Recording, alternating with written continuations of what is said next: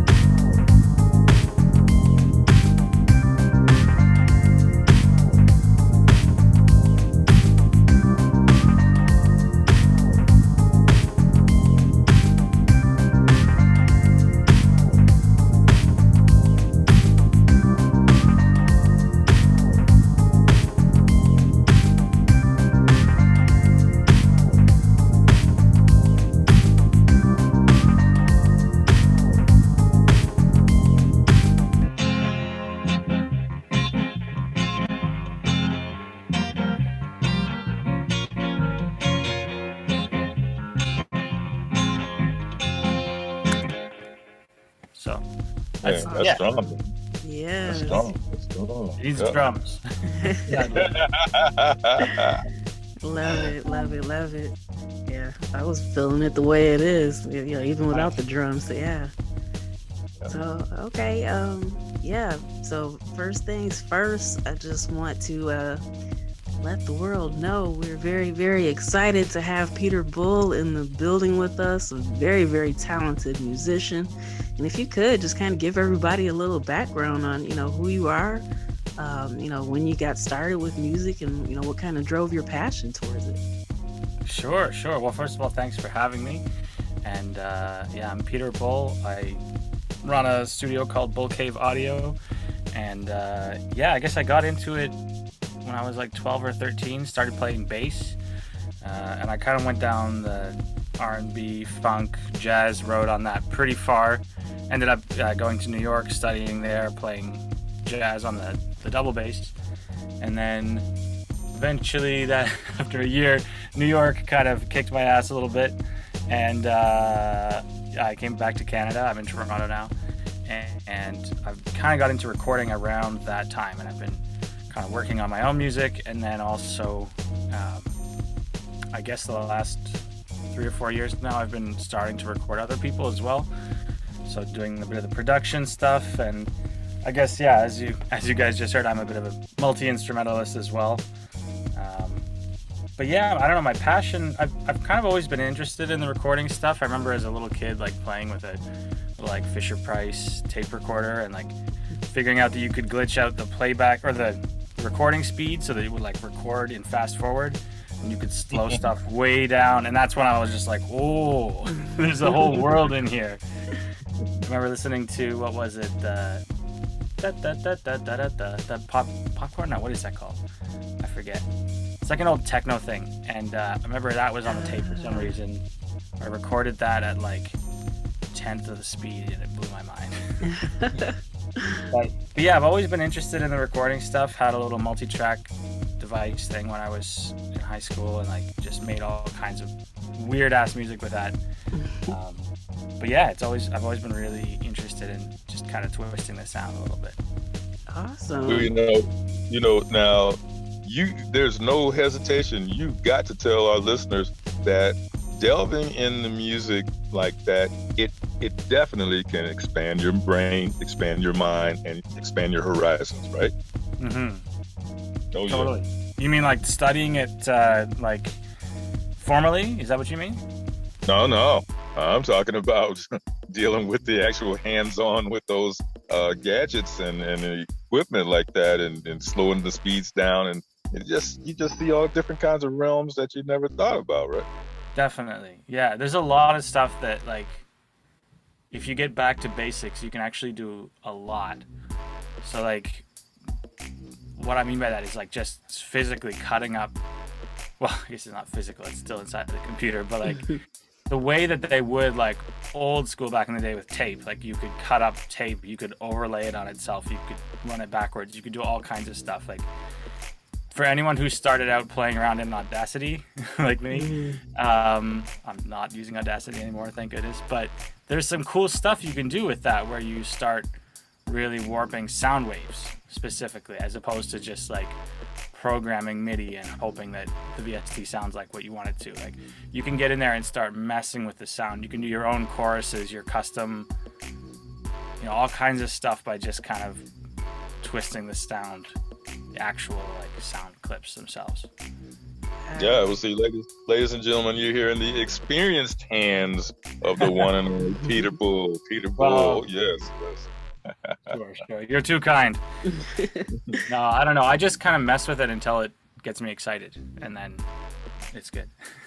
That's so awesome, especially to do, the hands-on and the kinetic learning, and, just kind of getting a feel for it like that. So, since that was something that was kind of intuitive for you, what did you do to kind of, expand your knowledge base up to where you are now? So, from starting way back then to doing the little bits here and there to where you know how to formally, record and run your studio now. Yeah. Good question. So, I don't know. gotta just kind of keep being open to learning stuff. That's such a key of just keeping that student mindset of like, I will never know everything about this, and the more you can just soak up, the better. Another really interesting thing, it doesn't sound interesting, but one of the really interesting thing that opened me up to a lot of the techniques that I'm using now is I actually just read a book on it's from like the 60s. This old guy gave it to me, and it's called The New Sound Recording Book, the New Stereo Sound Recording Book. I forget, but it's like a textbook of the technicality of how we hear sound, how sound interacts with a room, how different microphone setups are affected by all kinds of different things, and then like how we hear sound and how we determine things like the direction of a sound. Like there's so much crazy like psychoacoustic stuff and room acoustics and all sorts of different microphone things. So that book, I just like devoured that book, and then that was kind of my education, and I just trial and error from there, and just every time you do it, you learn a little something more. Wow. Yeah.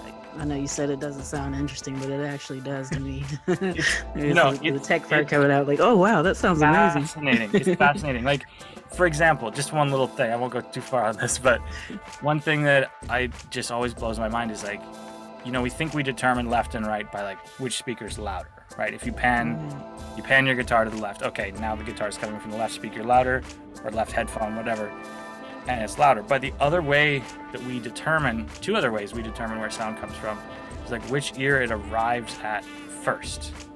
It's like sound is a physical wave in the air, so like if it hits the left side of your head before the right side of your head, even if it's at the same volume, your brain is amazing. It's like, okay, that's coming 40 degrees to the left of my head, and like you can pinpoint it.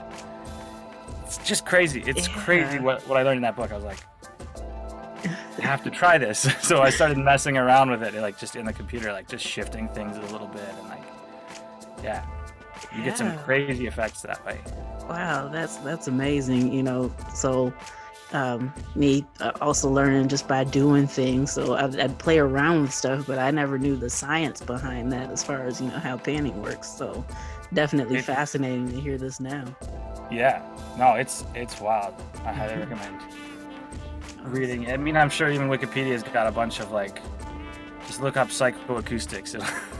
It's literally psycho. All right, see, I'm here taking notes. That's awesome. Yeah.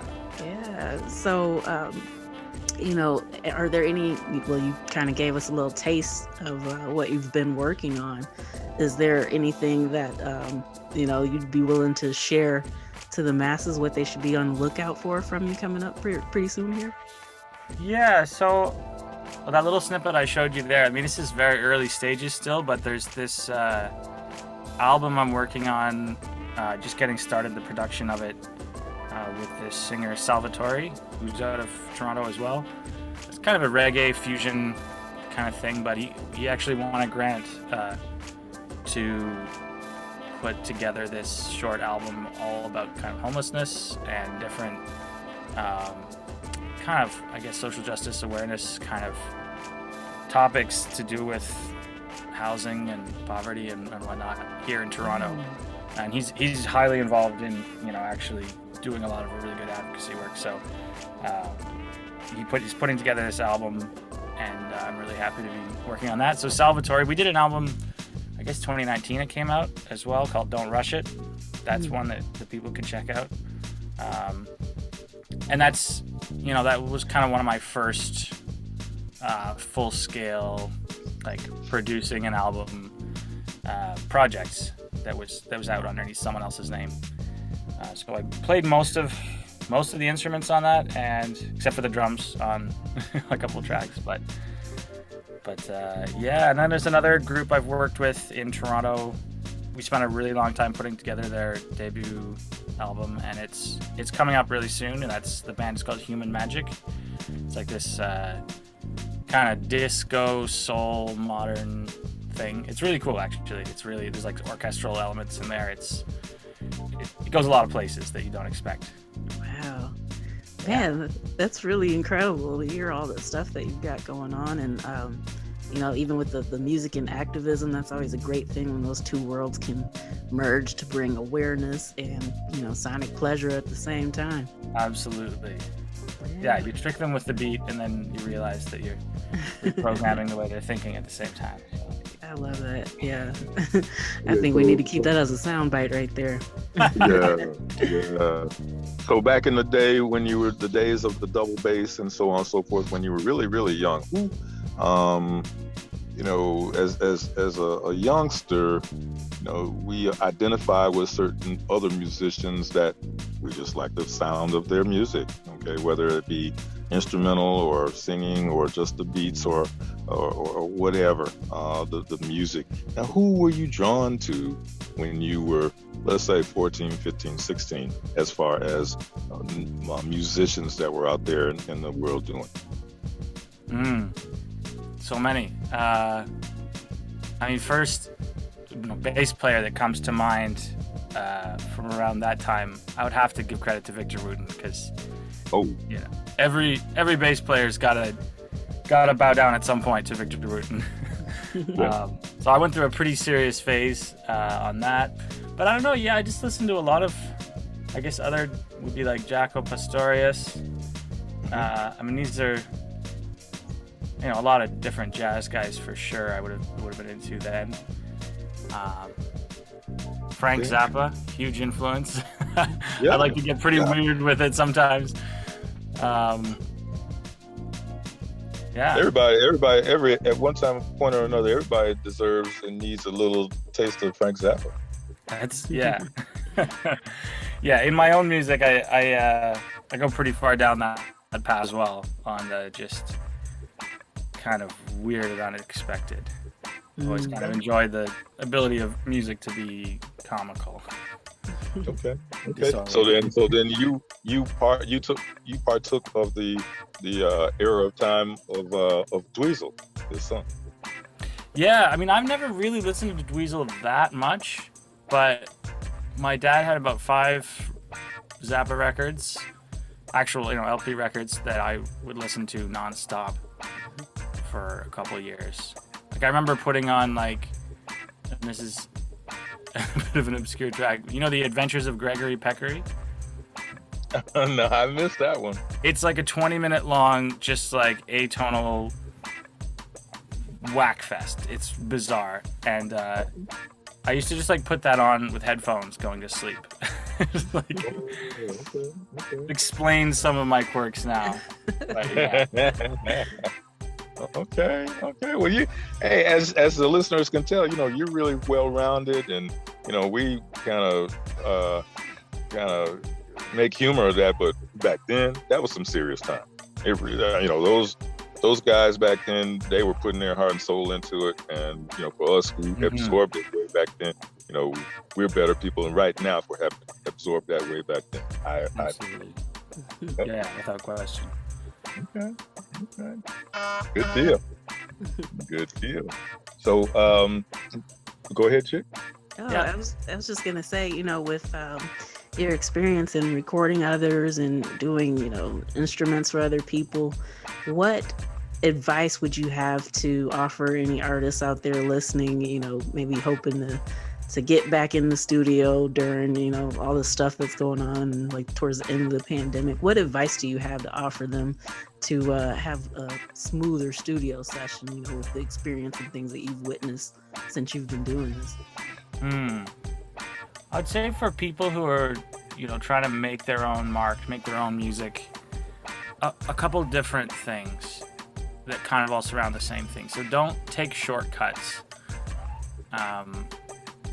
As in, learn the craft, learn what you're trying to do, and learn where it comes from, and learn everything about it, and take that seriously. It's not just about the hype. It's not just about getting followers and, showing up and trying to show off. It's about really understanding a deep art form with a long history, and the more connected you are to the depth of that, the better informed you're going to be, and the better music you're going to make.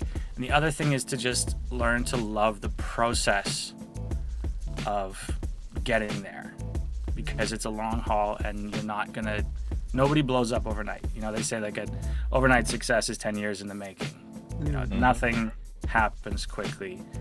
It's always going to be a bit of a grind. And so, you know, if you're trying to be successful in this, first of all, you have to consider why. Like, what are you actually trying to do? And why do you want it so bad? And do you want it? And because if you can be happy doing something else, by all means, you probably should.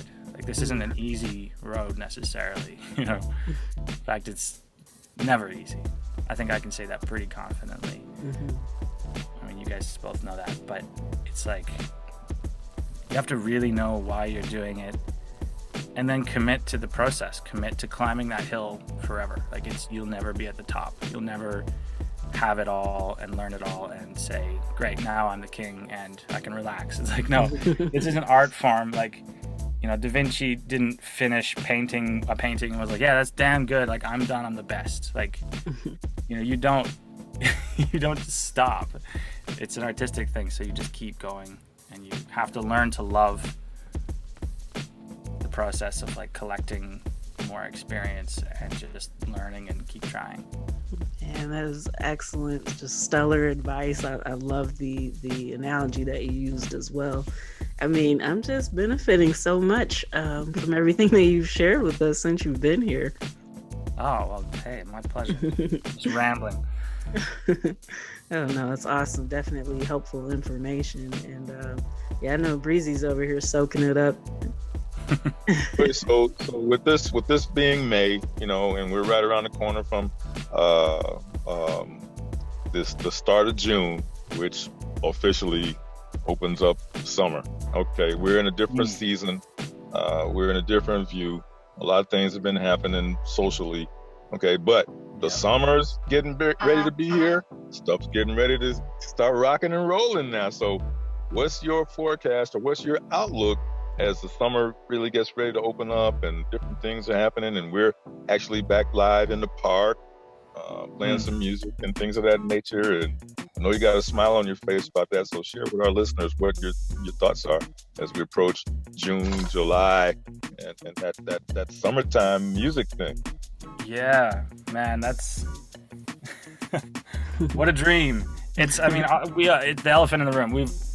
We've all been so cooped up, and it's so like, it's such a mix for me. Such a mixed feeling of like, yeah, I would love to get back playing in front of live people. You know, like that's obviously the best, is when you have that interaction. You know, that because it's a two-way street when you're performing. Like they're giving you, the audience is giving you the energy you need to perform. 100%, it goes both ways, and I miss that. I really miss that. You describing it is like making me nostalgic for concerts. So, man, I feel that for sure. I really hope we can get there soon. And I don't know. I think it's hard. It's hard. So the thing for me is that like I miss playing big concerts for sure, because I've done some of that touring stuff, but at the same time, like even just going and busking on the street in the park, like you say, like for 5 people, whatever, it's you know, I think we all need a little bit of that, even if it's just the simplest thing. You know, live streams don't give you that energy. We need them, but it's not the same. So somebody, your best buddy calls you, hey Peter, hey man, look, we got a chance to go out to the park next Saturday, man. Not this Saturday, but next Saturday, man. Bring your amps and let's just jam, man. Okay, so how you gonna respond? I mean, yeah, it's tough, man. It's tough because like I don't even know if that's legal right now here. I don't know what's going on where you guys are, but like, but here it's like there's still, our government is a little bit cautious, understandable. Yeah. No, not even. They're just stupid. I don't mind saying it. They've mismanaged this whole thing from the beginning. They're always going left when they should go right. They just keep messing it up. And so right now we're not even allowed having gatherings of 5 people outside, and yet all the 5 people are working. I don't want to get down this road too far, but okay, but if it was legal. What about the day when everything's open back up? Oh, I'm there. I'm there. Okay, there you go. There you go. There you go. Yeah. Because that's the thing is that, like, as a musician, like, I don't know. And I've talked to some of my friends it's the same way. Like, the only people I see socially are people that I've got a gig with. Like, I don't, and this is kind of a bad thing I need to fix in my life. Like, that's the only time I see my friends is when I've got a gig with them. So I've, like, had to actually try to be conscious about making social time for the people that I like. It's bizarre. I've never had to do that, but yeah. So I really miss just, you know, hanging out with friends and playing pop songs and then throwing jazz all over them and messing them up. Love it. Yeah. So yeah, we're really glad that you came on. And, you know, I'm hoping that we get to have you back again in the near future. You know, if that's a possibility, we'd definitely love to have you back. Yeah, anytime. Yeah, but before we go, if you could just kind of let everybody know, you know, where they can find you, all the places they can check you out and stay up to date with what you've got going on. Sure. So, I've got a couple Instagram accounts that I generally neglect. But so my personal one that I share all kinds of stuff on there, music related, but also just whatever hobby I'm into, spoon carving or mountain biking or whatever happens to come up. but all that, I usually share like little snippets of what I'm working on there too. So that's peter.bull.bass. That's BASS, of course. That's on Instagram. And then there's also, for my studio stuff, I've got Bull Cave Audio on Instagram. I just want to make sure I got the tag right here. Yeah, so it's just one word, Bull Cave Audio. Bull is Bull as well. And then for a while I was trying to run this online service recording bass for people. So I've got another one which is kickassbasstracks.com. But also at Kickass Bass Tracks is at Instagram as well. So if you want bass on anything, let me know. I've got time. Awesome. All right. So yeah, I know everybody's listening out there. Make sure that you jot that down. Yeah. Get with them. There's nothing like having that live sound added to your music. So yeah, definitely make sure that you get in touch with them with that. And yeah, I guess I'll let Breezy, if you have any comments or questions, you can go ahead now. Well, you know, it's just been a really, really very delightful type of atmosphere that you set.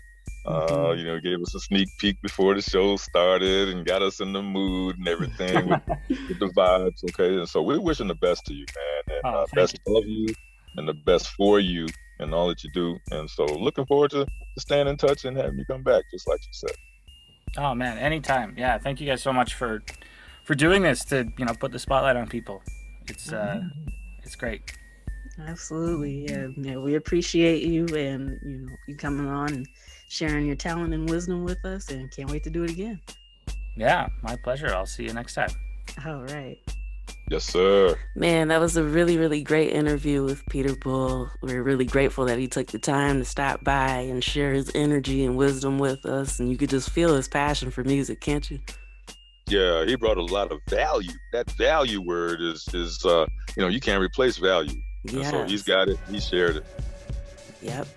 All right. So now we're going to give way to Sean Cobain for him to drop his gems for us. Oh yeah, now you know it comes to this segment right here.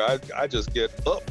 I get up for this right here because this young man coming in, the one and only Mr. Sean Cobain. He just always gives us plenty of knowledge and plenty of points of view.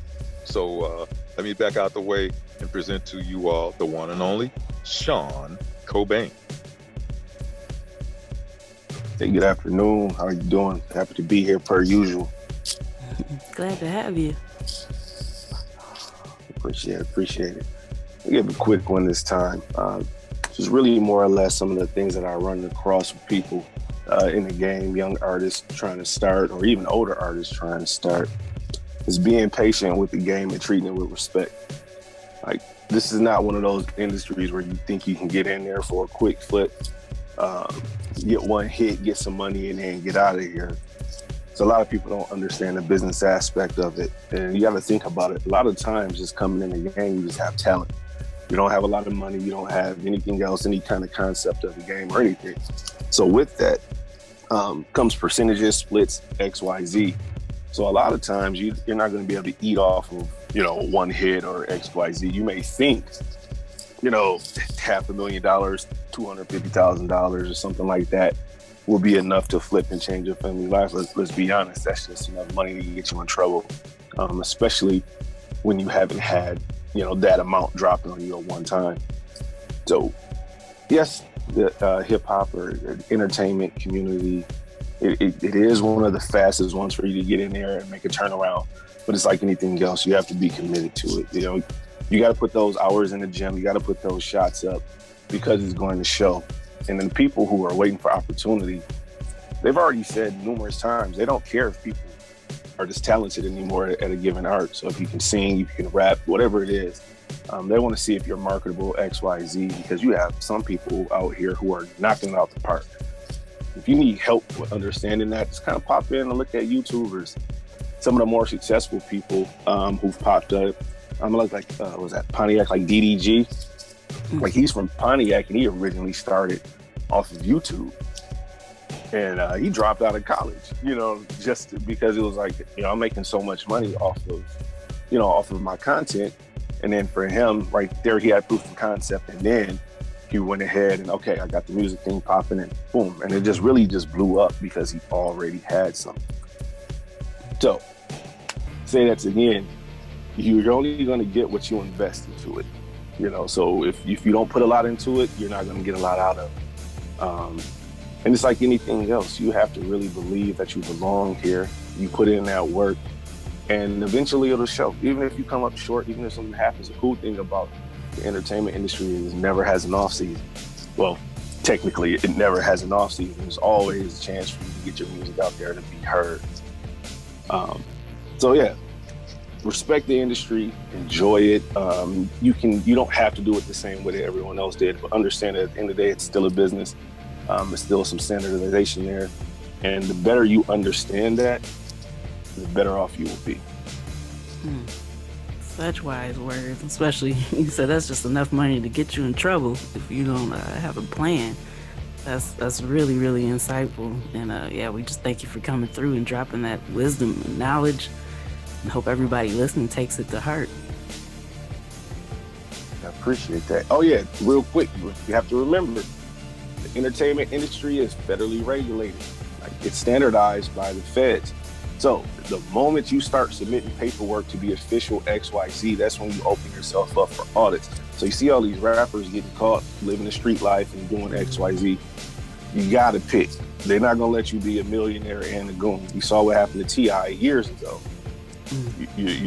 But you have to realize, like, when you submit that paperwork, you're submitting that to the federal government. People don't even have to snitch on you at this point because, hey, they have all your information. They have everything, when you submit that paperwork, from your EIN to it all. So if you're going to navigate this business, you need to navigate it, treat it like a business. Try and keep the pettiness out of it because they will squeeze you out.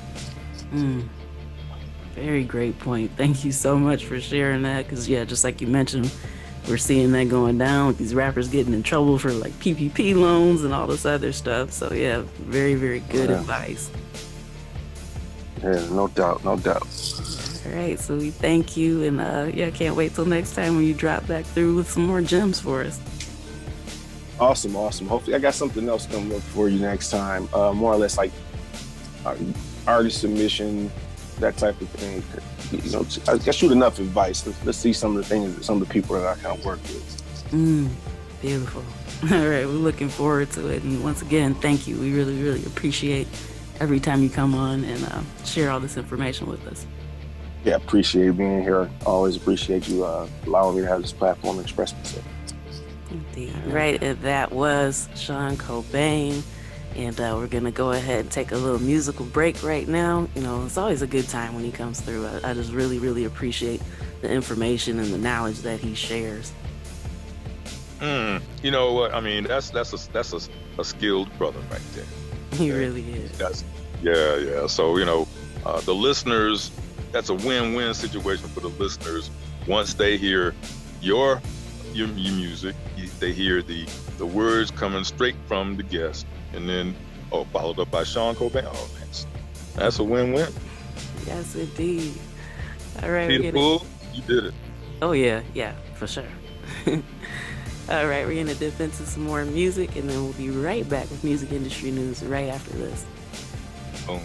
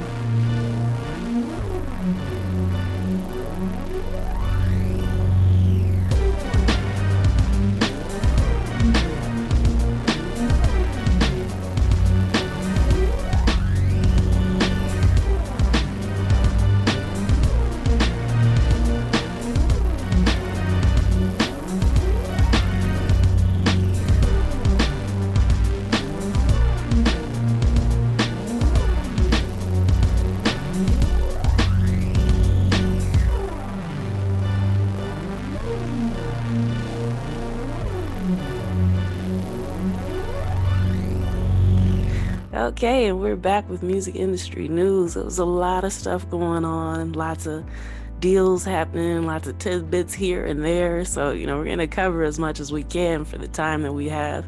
And, anything that we miss, we'll make sure that we'll get back to you next week. But first up, man, Method Man and his manager, Shauna Gar, have formed a production company called 6 a.m.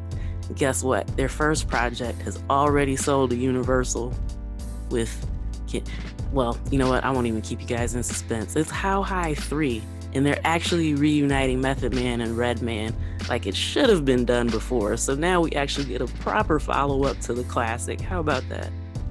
Oh man, that's Mecca.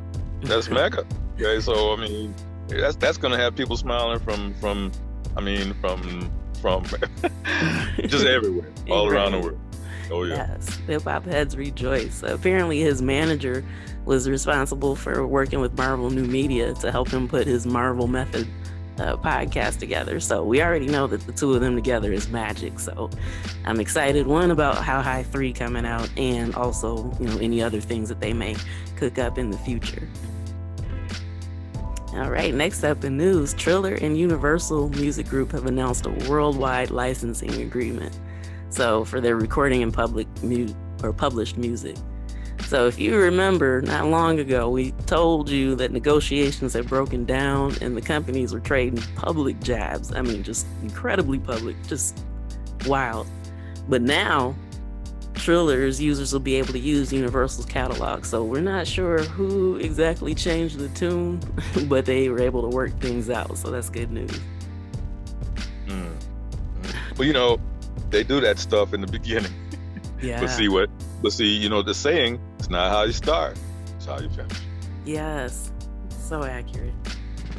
So, yep, there was that going on. And also, more good news for hip hop heads everywhere. Nas and Sasha Jenkins and Mass Appeal have joined forces to create Hip Hop 50. So it's a new series that's going to be on Showtime, just ahead of what they're calling the biggest birthday in the world, and that is the birth of hip hop. So Hip Hop 50 is going to be taking a look at the thick history of the culture through the viewpoints of all these different participants, and it's going to explore the subgenres that were birthed from it as well. So it's supposed to begin later this year and run through 2023, which will actually be the 50th birthday.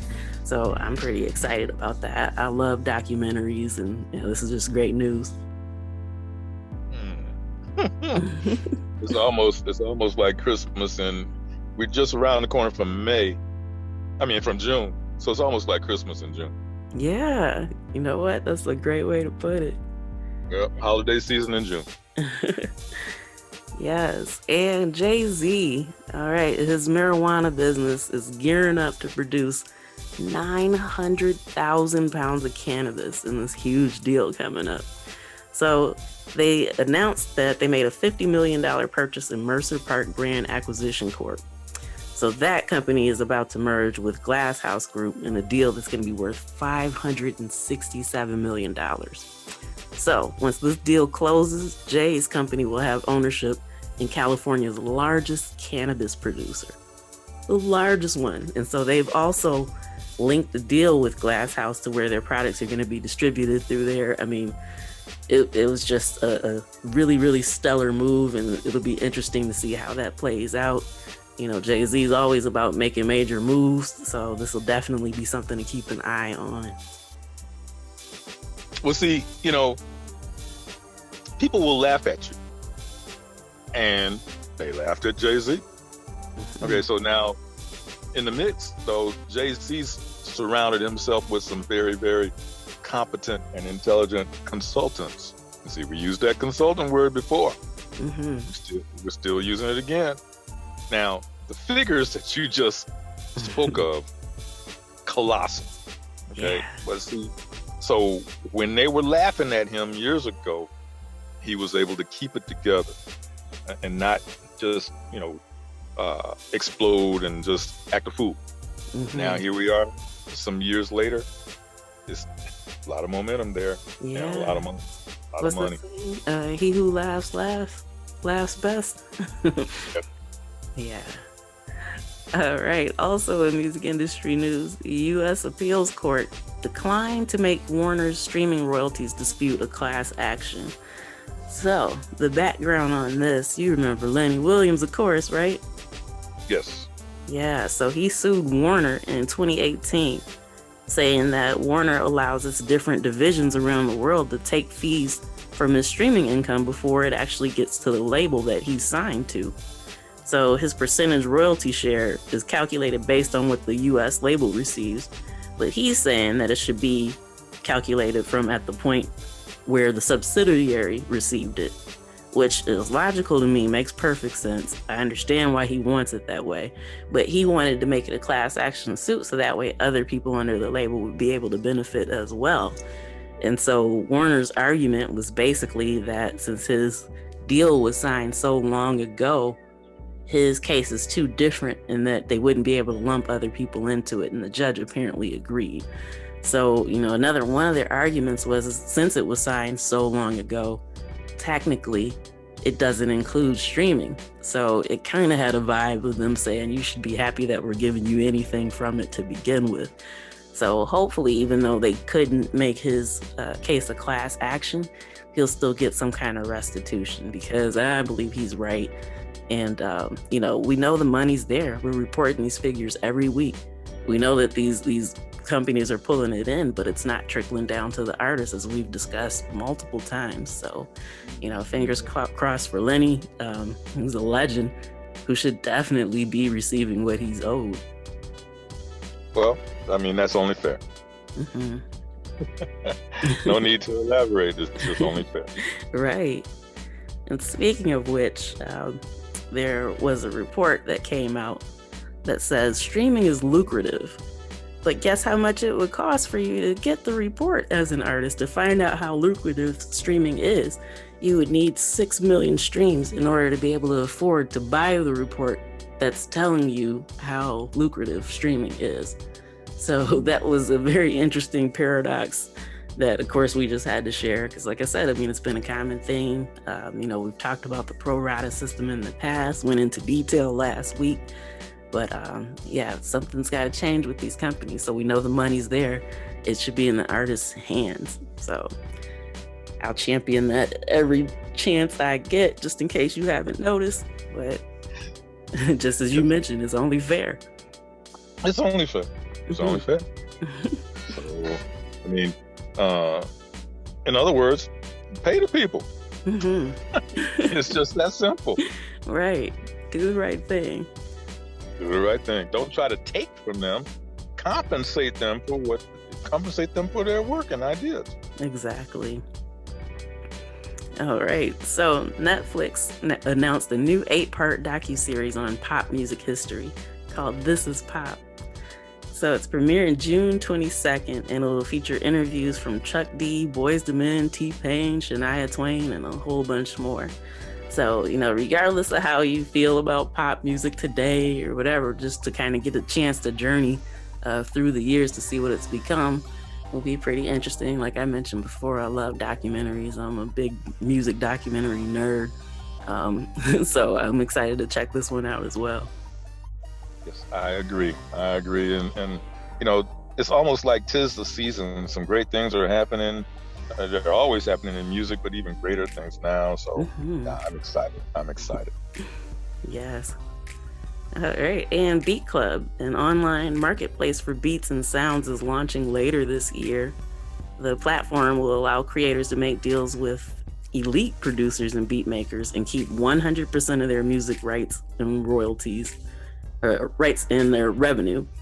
And so they'll be able to set their own terms for pricing, retain publishing splits, and all this other stuff. And they're not going to take additional income from subscribers. So as of right now, Timbaland is included, and he's also the co-CEO. And other producers and beat makers include Scott Storch, J. Cole, Mike Will Made It, and some more. So, it'll be kind of interesting to see how that goes and to see, the independent artists who take advantage of that. And if you're a part of the early adoption crew, let us know. Chime in and let us know how things are going. We'd love to hear from you. So once again, that's Beat Club. Make sure you check that out if that's something that you're interested in. All right. Oh, yeah. Choreography for Beyonce's Single Ladies granted copyright registration. So, this is a huge win for the choreographer. So now, because of this win, he's decided to create his own company to help dancers be able to copyright their choreography. And it's going to operate pretty much like a music publisher. So it's going to be called Night Choreography and Music Publishing. And, this will be a really, really interesting thing, especially because if you remember, some time ago, there was a lot of chaos surrounding Fortnite, the popular game, and how you could do these different dances as your character, and a lot of them were based off of rappers' moves. So, it'll be kind of interesting now that can be copyrighted. So that's a huge win for creatives everywhere, pretty much. Yeah, and that's very uplifting. Very uplifting. Yeah, so, it's great that he took the win, and now he's going to help other people win as well. So, yeah. And TikTok, another one of those things that we mention all the time. So they're launching Tic Tac Radio. It's going to be a full-time Sirius XM music channel, and it's going to go live this summer. Now, last month, I believe we told you guys that TikTok launched a music station on iHeartRadio called TikTok Trending. So now here's another one. And so it's going to be kind of a radio version of their For You page, a discovery tool for trending videos. So it'll feature the weekly music countdown dedicated to what's trending on TikTok. Well, ideas never cease. Right. So kudos to them. Yeah. And so I believe we mentioned here a few times before as well. The good thing about that is that it's usually not mainstream songs that trend on TikTok. So it'll be songs from independent artists, things that are a little more obscure or even older music. So I think that's really what makes it exciting. So it's not like it's going to mirror what we're already seeing on all these other stations. So good deal. Good deal. Yeah. And speaking of which, Instagram is actually, kind of gearing up. They've started testing a new tool, a feature that's already available in TikTok, but they're testing a new audio tab in the Explore page. to improve music discovery. So the new option will let you search for songs like using a keyword, and it'll show a list of those registered tracks that they have. And if you tap through, it'll bring you to a separate page for that song. And so you'll either be able to save the audio to use in your own posts and all this other stuff, reels. And so, it'll be kind of interesting to see as that rolls out. As far as we know, there's only a few people that have had access to it so far. So we'll see what comes of that. Hey, all kinds of technology happening. It just, we can get deep on it, but, due to time limitations, we'll move on to the next one. All right. Yes, the next one is music NFT platform OneOf is co-founded in partnership with Quincy Jones. And so they just raised $63 million in seed funding. But they're describing themselves as the NFT platform built specifically for the music community. And so their goal is to break down economic barriers to entry into the NFT market. So the platform is actually committing to $0 for minting costs for all artists looking to launch NFTs on its platforms. So that is huge. We've been talking about NFTs every single week. And if that's something that you're interested in, this definitely seems like a great platform to start with if you're looking to keep your costs low. Mm-hmm. Yeah, so that was pretty jam-packed. Just as Breezy mentioned, we do have some time constraints, but that was a lot of information. Hopefully you can run it back if you didn't catch everything, but it's all good, helpful information to know as an artist. Pay attention to the moves that are happening in the industry and see what you can either be a part of or mirror on a different scale. Oh yeah, or even further, create. Yes. Yeah. Even better. create from scratch. Yes. All right, we're gonna take a quick music break and then we'll be back to close out the night with you. Okay, that sounds good.